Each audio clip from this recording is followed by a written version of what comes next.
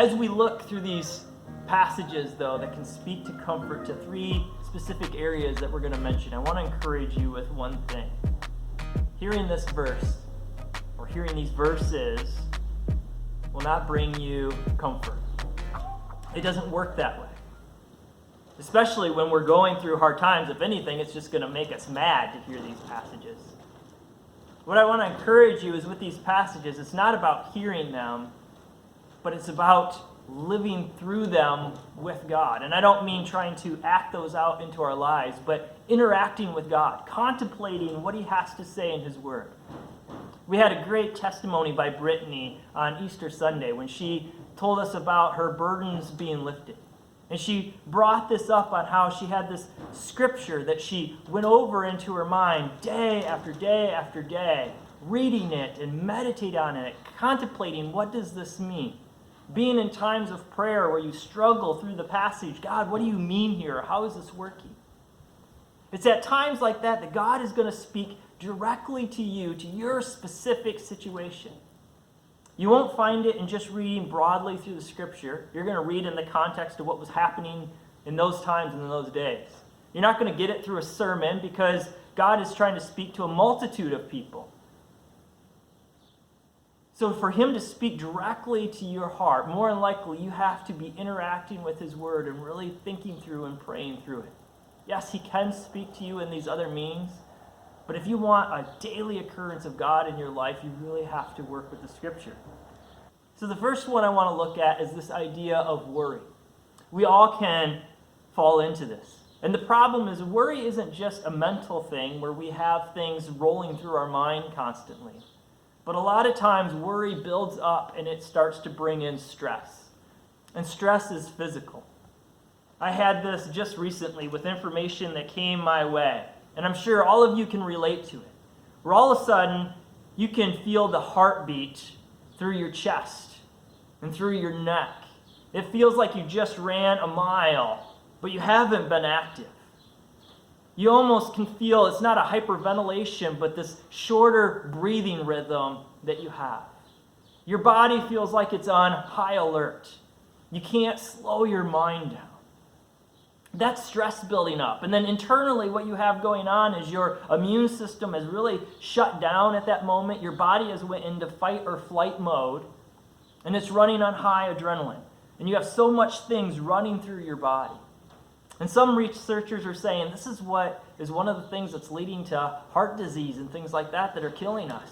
Is because as Americans, we are running on this adrenaline and this fight or flight way more than what we need to because of worry. We become either frustrated with something or worried, and we run off of that system. And because of everything that's going on internally inside our bodies, it is slowly killing us. So next time you're in a state of anger or worry, think about it. Is this really worth it to kill me? Is this really worth taking years, moments off of my life to be working like this? God has given us answers to how we can slow down, contemplate, and be a little bit more easygoing through life. And if we hold on to these things, they will help us in so many ways. So worry, when we're going through that, what does God have to say to us about that?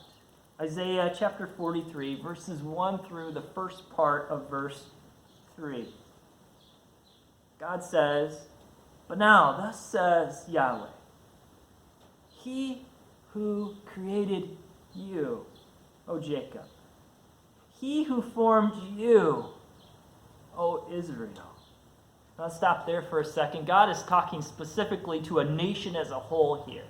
And I'm not going to go into the details because we don't have the time for it.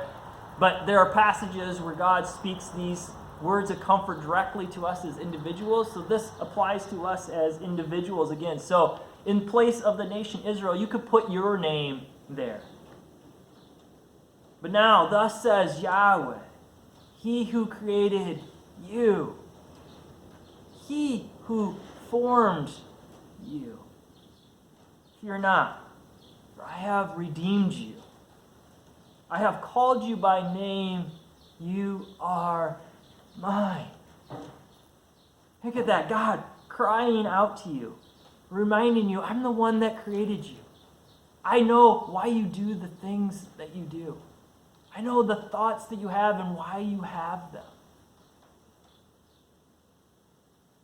He intimately knows you because he has designed you. You don't have to fear that God just doesn't understand. He's redeemed us. He reminds us, I have purchased you. I have paid the price for you. This goes beyond salvation. It's a reminder to us, if God was willing to die upon a cross, a horrible, humiliating death for your salvation, don't you think he cares about the thing that you're worried about too? If he was willing to go through all that for your soul, then of course he's worried about the thing, or not worried, but he's going to handle the things that you're worried about as well. He reminds us, he says, I call you by name. He's using your personal name. He's reminding you, you are mine. You're one of my children. Of course I'm going to be helping you through this thing that you are worried about, or this potential that lies out into the future. Verse 2. When you pass through the waters, I will be with you. He's not speaking here of literal waters, but waters speaking of the great force that is behind them. If you've ever sat out in the bigger lakes when the bigger waves were coming in, they pound against your body, and you just, no matter how strong you try to hold your ground, they're going to push you backwards. And that's just the small waves that we're willing to endure as we set out into the water. Imagine the bigger tsunami waves or anything like that. The waters represent strong forces that we are unable to control at all. There are things in our lives that we have no control over, and they scare us to death, to use the idiom. We're worried so hard about them, but God tells us that he will be with us through those. Not that he'll take them away, but he's there to help us in those things that we're not strong enough to endure or to make happen. He says, I am there with you. And through the rivers, they should not overwhelm you. Rivers here are still speaking of the same idea, but picture with me a movie that you might have seen, or a TV show where a character falls into the river, the raging river, and it's taking them downstream, and they're doing everything they can. They're trying to grasp at rocks or tree branches, and they're frantically trying to get footing behind them because they're being swept away by the current. And isn't that sometimes how we feel going through this life? That all of a sudden the world takes a hold of us and everything seems to be falling apart underneath us, and we just can't get our footing, and we're trying to grasp anything we can, whether it's affirmation or stability into our life. We're trying to get our finances under control, but everything just keeps going away faster than we can do anything about it, and we just become so overwhelmed in life. God reminds us in those moments, those raging rivers into our lives, that we'll not be overwhelmed.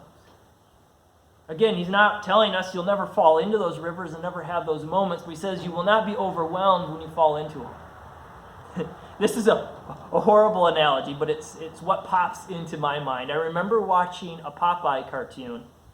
Don't worry, I do know that cartoons are not reality. But Popeye and his friends were in a boat, and this big gigantic bird comes and breaks the boat apart. And as Popeye and his friends are swimming to shore, Popeye just makes the comment, that was a pretty good boat I had. And as a kid, and even as an adult, I look back at that, and again, I understand this is not reality. Somebody just wrote that. But what an attitude to have. When tragedy like that strikes, to be like, that was a good boat. That's too bad I lost my boat. Not upset, not panicking, all right? But God can do that for us in real life. When we fall into that raging river, he can help us to become overwhelmed. So to use the analogy, as we're being swept in the current, instead of frantically trying to do anything and everything, he gives us a little bit more logic to look ahead downstream and say, there's a branch down there that I'll be able to grab. I just got to ride this out for a little bit. I maybe have to maneuver my body a little bit so I'll be in the right position when I get there and I can grasp myself. To be calm and collected when the world seems to be falling apart around us. And that's what God promises to do for us with the raging rivers. And then he says, when you walk through fire, you shall not be burned, and the flame shall not consume you. Fire, we think about fire. Fire doesn't just hurt when you get burnt by it. But anybody who's been burnt by fire understands whether it's a lower grade or a first or second or a third degree burn, there's lasting effects to that. There's continued throbbing of pain that comes from that encounter. And don't we have those in life? Where, yes, something bad happened into our life, or a tragedy happened into our lives, or we lost a loved one in our lives, but it's not just in that moment that it hurts. There's not just in that moment there's that panic, but there's this continual aching inside our hearts as we walk through this path of life. Maybe it's criticism that we've heard from an individual that just lasts. It's not just in the moment that their words hurt, but over and over again we play them in our minds, and it's just like a burn where it just continually aches as we move on. God says that when we go through those fires, we won't be consumed by them. He's there to be with us. He'll help us through those things, and we're actually going to see in one of his other comforts how that kind of plays out into our lives. Again, not in any of these tragedies, whether it's the overwhelming powers, whether it's the world being taken out from underneath our feet and just moving us more quickly than we can grasp, or whether it's the fiery pains of life that continually ache throughout. He doesn't say, I'm going to remove you from those things happening in your lives, but I'm going to be with you when they happen so they don't have this greater effect on you. What comfort we can have with the things that we are worried about. God's saying, I am there with you. Don't forget, I formed you. You are mine. I'm listening to what's going on.